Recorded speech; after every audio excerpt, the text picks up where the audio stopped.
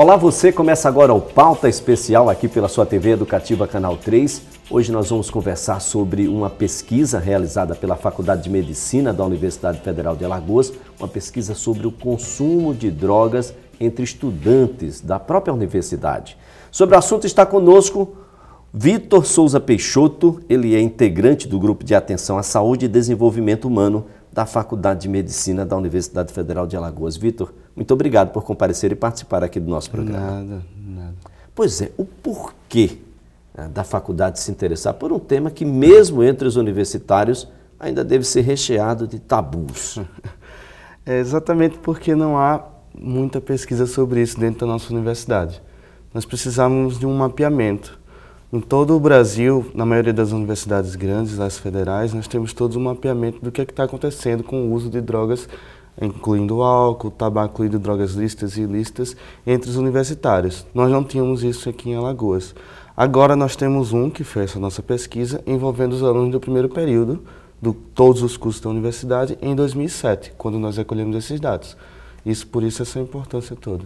Então quer dizer, quando o aluno entra na universidade, ele ainda não tem a vivência de universidade, não dá para dizer se o ambiente universitário propiciou essa relação dele com a droga ou não. Foi exatamente esse um dos objetivos, descobrirmos como está a situação ao entrar na universidade. Eles já bem jovens, a maioria entre 16 e 20 anos, saber como é que está essa situação deles antes da influência da universidade, para assim conseguir entender como é que eles estão chegando lá. Quanto tempo de pesquisa, Vitor? Já tem alguns anos. Essa pesquisa iniciou-se em 2007 com o recolhimento dos dados.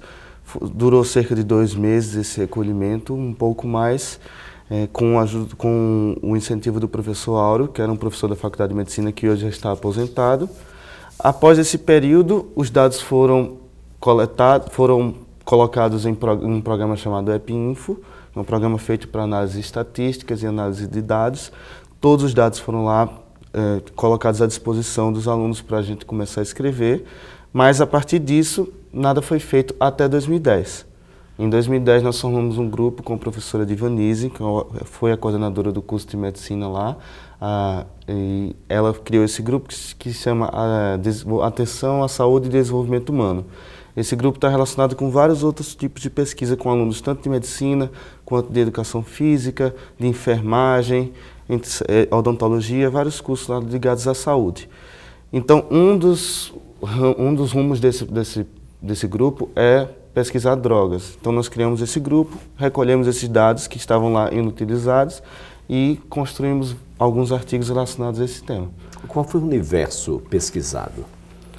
Foi o primeiro período de todos os cursos. Isso dá quantos alunos aproximadamente? 1.446 alunos. 1.446. Em torno disso, foi cerca de 88% dos alunos que entraram na universidade naquele ano. E um detalhe interessante é que vocês não se restringiram às drogas ilícitas, mas incluiu aí também o álcool e o tabaco. O foco era as drogas. Mas o álcool é muito prevalente, é um número muito maior do que as outras na universidade. Então, nós tivemos que nos focar um pouco mais nisso. As perguntas estão mais próximas do universo do álcool, do uso do álcool, do que relacionado a outras drogas. Inclusive, as outras pesquisadas, a gente procura estabelecer alguma relação, se já utilizou maconha ou cocaína ou outro tipo de droga associado ao álcool, se não utilizou. E por aí vai. Como é que está essa relação? Quando a gente pergunta sobre cocaína e pergunta sobre álcool, é claro que até a expressão deve mudar. Né? Então, quer dizer, sinceridade é algo que se busca, mas talvez não se colha quando a gente fala da ilícita em relação à lícita. Como é que tem sido os números dessa relação? Com relação à cocaína, a gente tem um número muito baixo para utilizar. A gente não chegou a utilizar os dados de cocaína como uma questão primordial para o uso de artigos, como a gente está utilizando. Mas nós temos cerca de 2% dos alunos, ou um pouco menos, que disse já ter utilizado cocaína. A maioria sem associação ao uso de álcool. Esse foi o caso. Mas nós temos alguns dados interessantes com relação ao uso de cigarro, por exemplo, que cigarro, a grande maioria dos estudantes que respondeu ter utilizar cigarro ou já ter fumado, a maioria disse já utilizar em associação ao álcool. A grande maioria, assim, cerca de... É um número pequeno, 12, 10, 11%. Esse é o número dos que utilizaram o cigarro em associação ao álcool.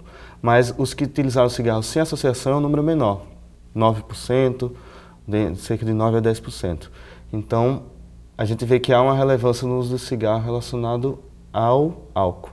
E isso prejudica bastante a interrupção do uso, porque esses alunos que disseram utilizar cigarro, 5,6% disseram utilizar cigarro com frequência, sempre, um consumo diário. Esse pessoal disse que 96% deles disse sentir necessidade de interromper o uso. E um dos dados que a gente vê frequente, uma coisa que a gente vê frequente nos artigos, é que é difícil parar o uso de cigarro muito em decorrência do uso do álcool. Porque quando a pessoa interrompe o uso do cigarro, muitas vezes fica com raiva, irritado, com ansiedade e acaba indo beber. Para assim... Bebendo, aproveita, dá uma tragadinha. Exatamente. É de lei, né? Como com frequência bebe e fuma, quando vai beber sente saudade, a necessidade de fumar. E aí é difícil saber quem comanda o outro, quem é que puxa quem é que associa quem? É difícil, a gente não tem como ter certeza. Nossos artigos, a gente tem uma descrição, são artigos que nós trazemos os dados. Poucas hipóteses, não é o objetivo deles.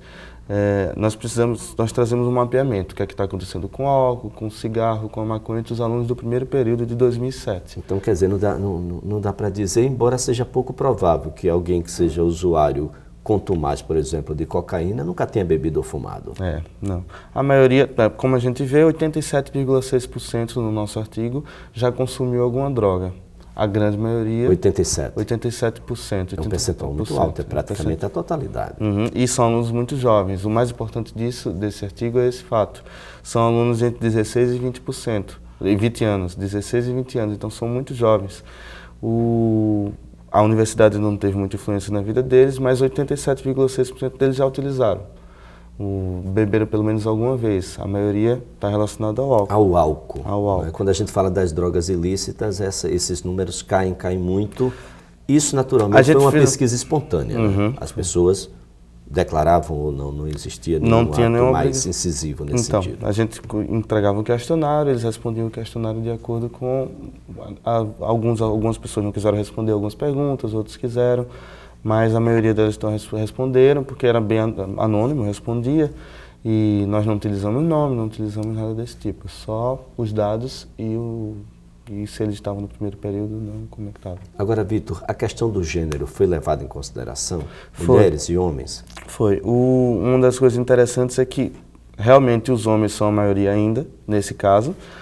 Mas as mulheres estão chegando muito perto. Nós temos dados assim, normalmente o uso dessas drogas aconteceu entre 55%, dessas pessoas que utilizaram, 55% deles eram homens, mais 45% eram mulheres, e eles já estavam chegando muito próximo. E isso tem acontecido na maioria das pesquisas que nós utilizamos como base para a construção dos nossos artigos. As mulheres, em alguns pontos, chegam tão próximos do homem e não tem essa diferença tão relevante.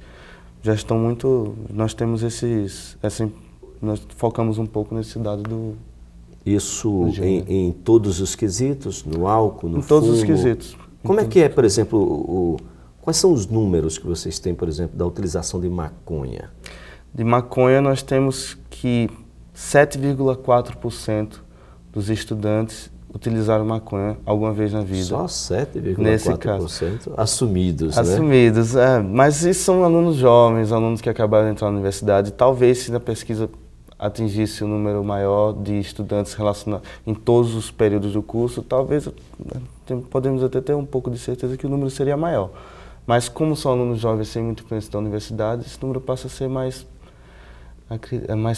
e as mulheres estão numa participação ativa dentro desses números? A maioria deles, repito, a maioria é homem, mas também tem uma boa quantidade de mulheres. Pois é, e tudo isso no início, né? Eu acho que a grande preocupação aí que se tem com esses números que você acaba de apresentar, primeiro de que ainda não houve a influência do próprio ambiente universitário. Um ambiente de liberdade, um ambiente onde as pessoas precisam de ser livres, né? Para poder o seu pensamento fluir, etc. Segundo, é a idade com que isso vem acontecendo. São alunos jovens, acabaram de entrar na universidade, é um período de transição. É muito importante deixar claro isso, porque eles estão saindo da idade da adolescência, entrando no mundo adulto, no mundo de mais responsabilidades, de mais obrigações. Então, esses primeiros meses em que eles estão lá dentro da universidade, que foi quando nós entrevistamos, é muito importante para a vida deles. É o período que eles estão se sentindo mais à vontade para fazer o que quiserem, a ter as próprias vontades, sem precisar pedir autorização. Então é muito importante nós termos uma ideia do que está acontecendo com eles nesse momento. E com essa pesquisa nós tentamos conseguir isso, saber o que estava acontecendo nesse período. Pois é, e tudo isso antes da Marcha da Maconha, antes da Marcha das Vadias, antes de outras marchas que vêm por aí, antes dessa efetiva, né, ação de alguns grupos para até mesmo a liberação da venda e o consumo da droga. Tudo, antes disso tudo, a gente já tem esses números.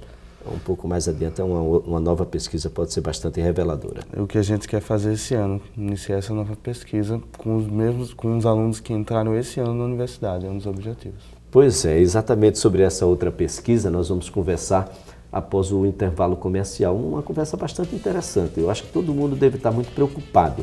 O que é que acontece? Alunos que ainda estão ingressando na Universidade Federal de Alagoas estão nessa situação. O que deve acontecer com esses alunos passados aí 2, 3, 4 anos dentro da universidade?